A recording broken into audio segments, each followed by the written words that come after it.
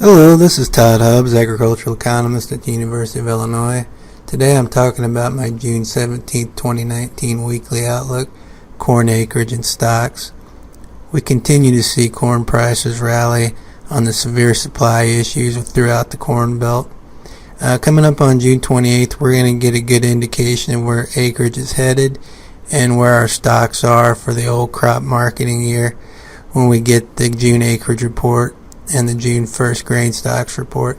Today I'm going to talk a little bit about corn acreage and where I see it headed, and a little bit of a prediction for the grain stocks report on June 28th. Corn prices continue to rally as the market builds in the dismal supply situation for corn this year. The USDA lowered their planted acreage by 3 million acres and their corn yield by 10 bushels per acre in the June WASDE report, and I think this is a harbinger of things to come this year. Right now, it looks like we're going to eclipse the 3.6 million acres of prevent plant we saw in 2013 in corn by quite a wide margin. The only question remaining is the scale of the acreage loss. What you're seeing in this graph is corn prevent plant acres since 1996, and then the final acreage estimate, which comes out in January, less the June acreage report.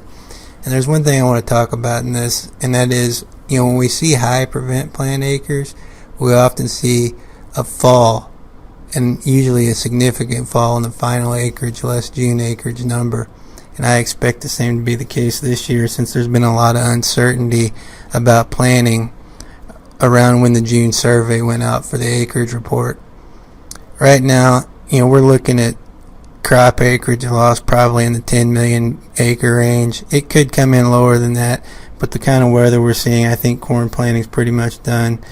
There's a lot of uncertainty in the crop progress report about how much prevent planted acres are in there, but all in all, we really aren't going to know the final numbers till this fall in October when the FSA numbers come out.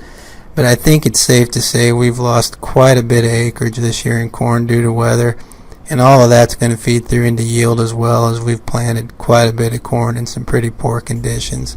So the supply scenario looks to outweigh any kind of issues we're having in demand, which I'm going to talk about in the next slide.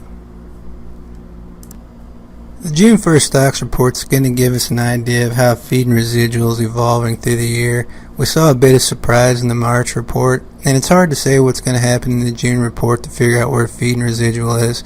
When I do my calculations of stocks, I'm assuming the USDA numbers on track, and I calculate feed and residual from the USDA's current projection of 5.3 billion bushels for feed and residual. What we've seen over the last few months is exports have weakened quite a bit in the corn market, and I think this is probably going to continue through the summer. The USDA lowered exports in their 18-19 projection by 100 million bushels. I think that's probably pretty close, but we could see some further weakening. Basically, I've got my June 1st stocks number when I figure out ethanol, other feed and industrial uses, exports, and what I assume for feed and residual at about 5.384 billion bushels, which is up from last year. Now, having said this, any kind of demand weakness we're seeing is probably going to be swamped by the supply issues we're currently facing with corn, and that's why you're going to see, and I believe, continued price strengthening in the corn market. Uncertainty about corn acreage looks to remain in place through the summer, but we're down in acres, there's no doubt about it, and I think that'll continue to unfold as we move through the summer. Weakening demand, I don't think, should be a hindrance to continued price rallies in corn, as the supply situation is quite dismal. We've seen strengthening corn basis in Illinois, and we've seen futures prices on the up. These kind of scenarios point to marketing strategies involving delayed pricing of the new crop. I think right now is a good time to set some price objectives in place to take advantage of the current corn market dynamics. You can manage crop price risk through a variety of marketing strategies, but it's important to have a marketing strategy because these kind of supply shocks provide a limited time frame to take advantage of these pricing opportunities. I would also recommend that the strategy includes some plans for pricing some of the 2020 crop, because if we're as short as it looks like we are, we could see quite a few corn acres next year. I'd like to thank you for your time.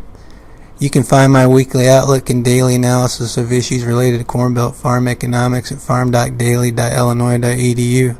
I look forward to seeing you around the state of Illinois.